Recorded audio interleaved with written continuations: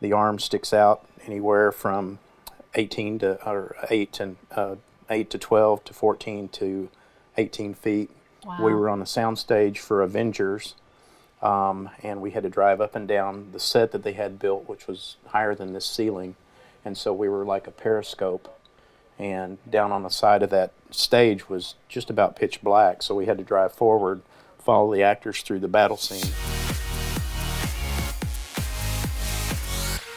Hi, and welcome to Kelly, where we talk about life, your life and my life, and through Kelly, we hope to inspire. I am excited today. I have Grady Bishop on the show. He is owner of Extreme Stunt and Driving Team. Did I say that correct? Yep. So Grady does, he trains people. When you see car stunts and things within the movies, this is your guy.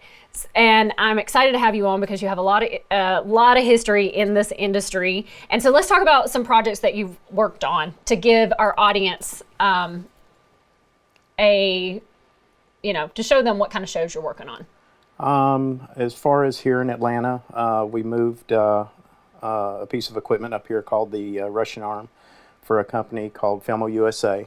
We used to be with Filmotechnic Canada, which is the same arm, the Russian arm, but we moved in with Filmo USA that's located in California, and upgraded our equipment to Porsche Cayenne and the latest Russian arm and the latest flight heads. Wow. And so it's helped. I'm a DGA director. Okay. And second unit director and SAG-AFTRA stunt coordinator since 1990. Wow. And I've actually directed from the seat of that car numerous times. I did 2 episodes of The Glades, several episodes of a TV series in Florida before I moved here. Mm-hmm.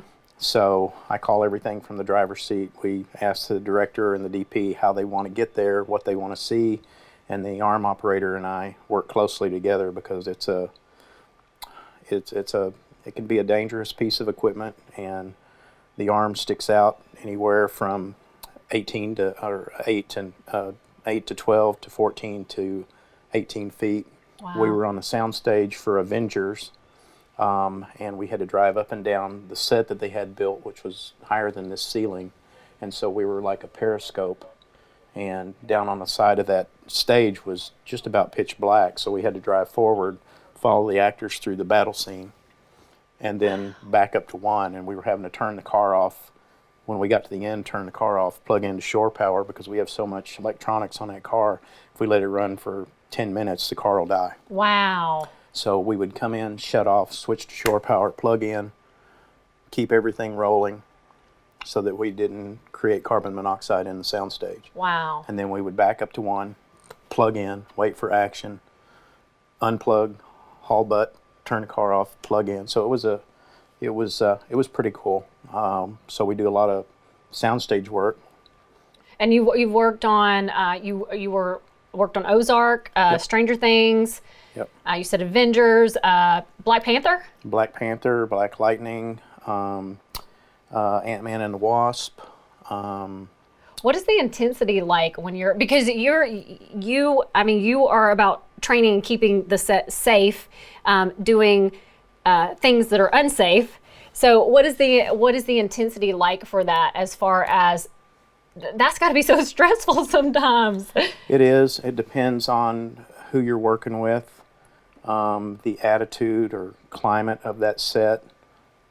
A lot of the local people are really docile.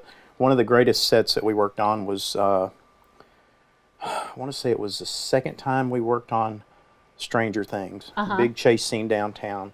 We worked for 3 nights. A lot of traffic, and we had one of the best precision teams that are in town, which is Precision Drivers Unlimited. Mm-hmm. They now, came. Christian Azure works for. Mm-hmm. Okay, yes. As a matter of fact, that night we pulled off a major punt, and you can't do this a lot with what they call background drivers. These guys came to Florida 3 weekends in a row, paid to go through our clinic 3 weekends in a row, and we had them on the racetrack for the last day, and we teach them how to drive in formation, drive as a team. It's pretty intense. They came 3 weekends in a row. Wow. They came right back, and they were working on, I want to say they were working on the first Ant-Man, I think. And one of the things we also teach them is those guys are pretty much stunt drivers. They do know how to do the skids. They know how to 360, 540, 180, drift. They all did it. Wow. For two weekends. And that night, what was so cool is it was tight quarters, and we were hauling the mail. And at one point, I made a call on the run to go across into head-on traffic. And I called out to Kristen, and I said, Kristen, this is what I'm going to do. I'm coming out, and I'm going all the way to your right side curve, which would be my left side curve head-on. So I'm going to do this at the second intersection. Be ready, dodge camera. As we're running. How much trust is in that? I had no fear. Wow. I had no worries. When I Wow. got up there, they were moved. Because you trained them. Well, it wasn't the fact that I trained them. I tell people there's most of the guys that are working now, I helped start and put on a show that I put in at Disney. I put in a $63 million car stunt show that ran 10 years. Wow. A lot of those guys were guys that helped me out because I was working between the theme parks in between movies. And one of the shows I did was the Indiana Jones stunt show. And, I was a ground pounder and been falling off horses and a driver. And that show is a Broadway show in a theme park. Wow. And those guys really helped me. And so instead of going to LA and New York, because we're talking about attitude, and I don't like dealing with that. Yeah. I'm with you. And these guys were friends of mine, and so those are the guys that are working all the time now. Yeah. Wow. And so it's some forget it, some remember it. Not that they owe me anything, because I tell people, I didn't teach you how to do this. You have it in you, and we help you find it the same way you do with actors. Yeah, absolutely. Absolutely. I mean, nobody's born into this business. Yeah, and you'll find about. that there's some people that, they just think they want to do this and they really don't have what it takes to be in it or to stay in it. And then you have people that surprise you that you're like, no, I never thought they would be, and these guys were great tumblers. Wow. I mean, they were, their air awareness was way better than mine because I was a ground pounder. I was like a thud guy. I bounced real good. These guys were, and they helped me out a lot. And so instead of going to LA and New York, to not have the attitude, and B, to repay those people, because I'm a pay it forward kind of person. I always have been. It's going to be the death of me. But you know what? The people that I know here in Atlanta, they talk so well about you, and they have high regard and high respect for you. And to muster through this industry, it's hard. The only thing that's hard is when they don't remember it. Right. And not that they owe me anything, because that's not my point. But when they don't, when somebody, it hurts. Because a lot of people get work in this industry by, if I say something bad about you, it makes me look good, and I'm not that. Well, and also when you become somebody else's competition, they want to knock you out. So, and they'll do anything. And that happens even, as an acting studio or anything else, and sometimes you're just floored because your heart's in the right place. You just want to work, and you want to keep people working, and you want to do the right thing. You want to put good things into the environment. You're not going to last very long. Yeah, I know. Well, you are if you get a team strong enough to kind of follow that same thing. When we were on Black Lightning, majority of the guys that worked at Indiana Jones, and then I helped move them from Indiana Jones to the Lights Motors Action Show. Wow. Because of what they did for me. Wow. They made me look good, and I was the oldest. I was one of the oldest Indiana Jones out there on that show, so. Wow. They had to carry me a lot. I broke my ankle once right in the middle of the show, snapped it in half, and it was it's a tough show, and those guys are amazing, and they actually, what they know about air awareness and body coordination, it they were actually easier to teach in the cars because they knew how to adapt that. Really? And it was just air awareness on wheels. Yeah. Yeah. And so I opened the show 2 months early. I cost myself and my partner a lot of money because we opened that show 2 months early.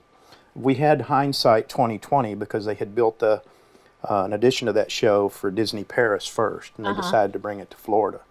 And we were lucky enough to get that show. I was rolling quarters. I had a brand new daughter on the ground. Wow. And I was on the internet all the time because that's another thing that ticks off the LA crowd because I learned the internet before they did. Oh, yeah. And I was like P.T. Barnum. I would send out personal emails, but blind copy everybody of what we did that week. Here's the car commercial we did. Here's the car jump we did.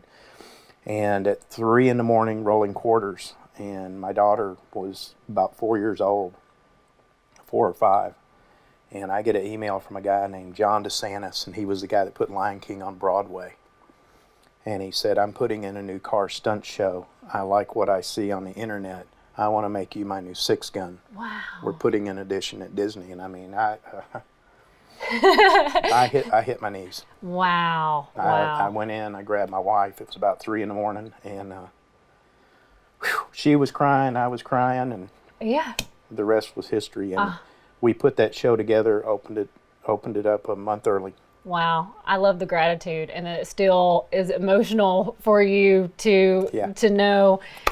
Grady, thank you so much. Thank you. We're going to come out to your place because we want to see live kind of what you do, and Diego's going to bring his cameras out, and we just want to showcase Grady. We feel like that you are an amazing person. You've had longevity in this industry, and with everything, we got highs and we got lows, and you've been there longer than we have. So you're a mentor to us, and we appreciate it. If you have some, first of all, if somebody wants to find out about your driving school and they're interested in learning that, what do they do? Well, we haven't found a place here. We tried to do the same thing here that we did in Orlando. In Orlando, I had the Technical Education Center of Osceola, which was the Criminal Justice Academy, which was they have a skid pad. Okay. That's where we trained everybody from Disney. Okay. Or that's where we auditioned that show. And we made that school a lot of money. Because we would rent that place. And then the second day we would go to New Smyrna Speedway, and that's where we taught those guys all the group training. Right. And that was, So here you're looking for a space. I'm looking for a place, but we went to Lanier Speedway, which a friend of mine from Orlando that used to run New Smyrna used to run that track, and we went to meet with him, and he wanted, now that the movie business is here, everybody thinks that, our rear end's just poor money. Yeah. And he wanted like more money than I would pay to rent Daytona. Oh, wow. And I said, well, you're smoking wacky weed. And so I rarely haven't found a place. So what I do is I send them to driverseast.com. Okay. And that's Roy Farfel, who's a Stuntmen's Association member, a really great school. And I send a lot of people to them. Okay. And that's the only school that I really push. I push Rick Seaman in Los Angeles too, but this one's the closest, and Roy's a member of that association as well as Rick is, so I'm keeping it in the family. Okay, awesome. Well, thank you for your information. Guys, we hope that this segment inspired and educated you.